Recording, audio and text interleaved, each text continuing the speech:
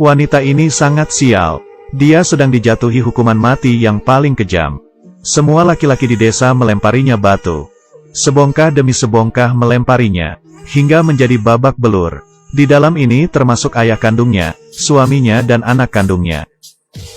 Yang paling tidak bisa diterima adalah, ini adalah suatu kisah nyata. Seorang wanita bernama Soraya yang dituduh selingkuh oleh suaminya. Hal buruk, jahat dan keji ini akan hilang dengan kematian Soraya. Soraya memiliki seorang bibi yang mempercayainya. Di hari kedua kematiannya, bibinya mengangkat mayat Soraya yang ngapung di tepi sungai.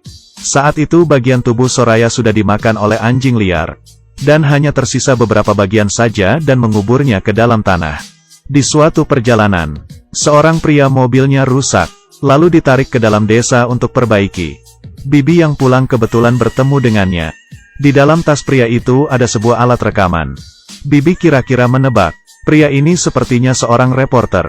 Dia ingin memberitahu seluruh dunia apa yang terjadi dengan Soraya. Karena dia sudah menepati Soraya, kepala desa dengan cepat membawa pergi sang bibi. Dan memberitahu reporter kalau si bibi itu punya masalah mental. Tapi diam-diam bibi mengundang reporter ke rumahnya. Dan membuka alat rekamannya. Lalu menceritakan semua yang terjadi dengan Soraya. Soraya selalu mendapatkan kekerasan oleh suaminya si Ali. Ali adalah polisi di desa. Di sini mereka itu dijodohkan. Ali mempunyai pikiran untuk menikahi seorang lagi. Tapi dia tidak mempunyai uang. Kebetulan di penjara ada seorang penjahat. Penjahat itu mempunyai anak perempuan. Hanya dengan membebaskan penjahat, dia bisa menikah tanpa mengeluarkan uang. Tapi juga karena masih tidak mempunyai uang, dia tidak bisa menghidupi dua istri. Dia pun mencari tetua di desa untuk melakukan perceraian dengan Soraya. 2 anak laki-laki bersama Ali, dan 2 anak perempuan bersama Soraya. Tapi seorang perempuan bagaimana bisa membesarkan anaknya sendiri? Soraya tidak setuju. Di malam hari Ali pulang ke rumah. Soraya mendapatkan perlakuan kasar lagi. Dan anaknya melihat ibunya dipukul. Sama sekali tidak melakukan apa-apa.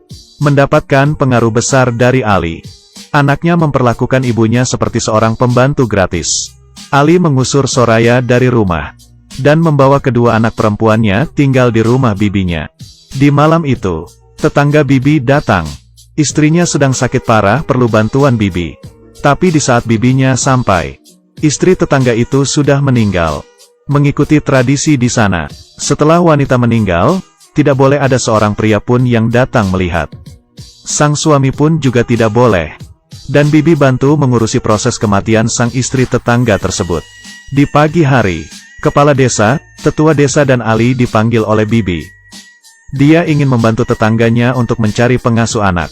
Orang-orang ini menyarankan Soraya. Si Soraya selesai mengerjakan pekerjaan rumahnya. Baru ke rumah si tetangga itu untuk masak, cuci baju. Si tetangga akan menggajinya. Soraya membantu majikannya untuk masak dan cuci baju. Sang suami yang dari jauh diam-diam memperhatikan. Dan mempunyai suatu rencana yang jahat. Di malam hari Ali menemui tetua. Mengatakan istrinya Soraya dan si tetangga itu ada hubungan lain. Tetua mengerti maksudnya. Dia ingin menjebak Soraya. Dan membunuhnya. Dengan begini dia tidak perlu bercerai. Dan tidak perlu mengeluarkan biaya untuk dukungan. Tetua ini tidak setuju. Soraya sekarang sedang mencari uang. Tidak perlu waktu lama sudah bisa bercerai dengan Ali. Tapi Ali sudah tidak bisa menunggu lagi. Tetua pernah punya kasus. Bila dia tidak membantu Ali, Ali akan menyebarkan masalahnya tetua. Ali mulai menyebarkan kabar burung di desa. Bibi pun mendengar ada orang yang membicarakan Soraya. Dengan emosi pulang ke rumah. Dia merasa Ali mungkin sedang menjebak Soraya. Dan menemui Soraya. Menyuruhnya untuk melepaskan pekerjaan ini. Tapi Soraya tetap bersikukuh. Apalagi, pekerjaan ini memberikannya pendapatan. Ini adalah harapan dia untuk bisa bercerai. Ali ingin membuktikan perlakuan Soraya. Dan membutuhkan 2 orang sebagai saksi. Dia sendiri sudah dihitung 1. Dan ada 1 lagi yaitu Laoha, si tetangga. Dia dan tetua pergi menemui Laoha. Ingin Laoha menjadi seorang saksi. Tapi Laoha menolak mereka. Tapi semua orang mempunyai kelemahan. Laoha mempunyai seorang anak yang keterbelakangan mental. Ali memberikan ancaman dengan menggunakan anaknya. Tanpa bisa apa-apa, Dia pun menjadi seorang saksi. Di jalan raya desa, Ali dengan kasar memukul Soraya. Dengan keras mengatakan Soraya selingkuh. Semua orang pun melihatnya, tapi tidak seorang pun yang mengulurkan tangan untuk menolongnya. Bibi dengan cepat datang dan menolong Soraya, dan membawanya pulang ke rumah. Kepala desa pun juga datang, bertanya ke Ali dan Soraya mengenai perselingkuhan. Soraya secara alami tidak akan menyetujui. Tapi kepala desa pergi menemui Laoha, menghadapi dua orang saksi yang menjadi bukti. Soraya tidak bisa melakukan apa-apa, mengikuti peraturan di tempat itu. Di saat sang suami menyatakan istrinya tidak setia, sang istri harus mempunyai bukti untuk membuktikan dirinya tidak bersalah. Kalau tidak akan dihukum. Kepala desa mengumpulkan semua pria di desa untuk sidang mengenai hukuman yang akan diberikan ke Soraya. Dan Soraya hanya bisa sendirian tanpa bisa apa-apa menunggu sidang. Hasil sidang para pria pun sudah keluar. Dan ayah Soraya mengumumkan, Mahkumesh kardam. Mahkume. Para pria di desa mulai sibuk melakukan tugas masing-masing yang sudah diberikan. Ada orang yang mencari tempat untuk digali. Ada orang yang menjaga Soraya. Ada orang yang mulai mengumpulkan batu.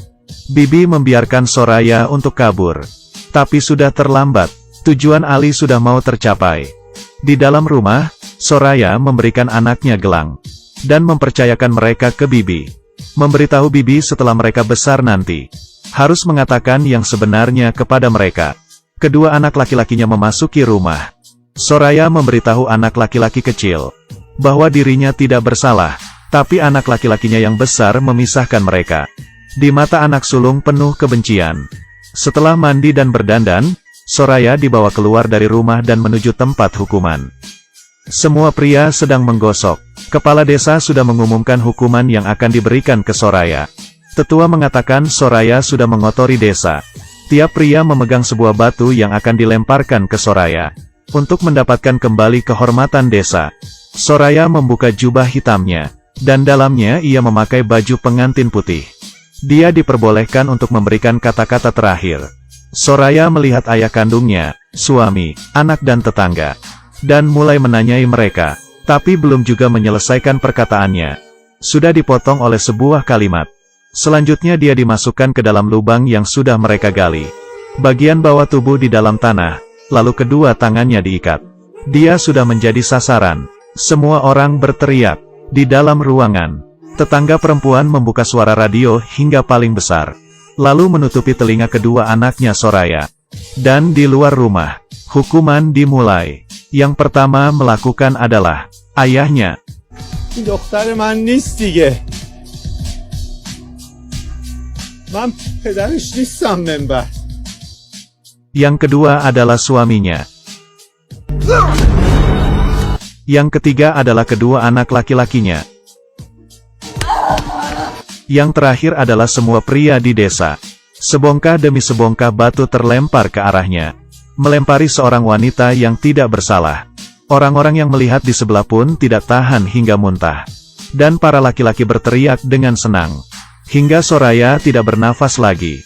Mayat Soraya dibawa pergi. Tapi tidak mempunyai kualifikasi untuk membeli tanah. Dia dibuang ke alam liar dan dimakan oleh anjing liar. Semua yang diceritakan oleh Bibi sudah direkam. Tapi reporter ingin membawa cerita ini pergi dari desa. Adalah hal yang mustahil. Ali saat itu sudah tidak memedulikan hal itu lagi. Karena ayah dari istri yang ingin dia nikahi akan segera dilakukan hukuman mati juga. Dari perkataannya, usahanya sia-sia. Dan dari perkataan tetua, sibuk untuk bukan hal apa-apa. Mereka semua lupa dengan kejadian melempar batu ke wanita hidup-hidup hingga mati. Reporter ditahan oleh tetua. Para penduduk menggunakan pistol untuk mengancamnya agar menyerahkan kaset rekaman.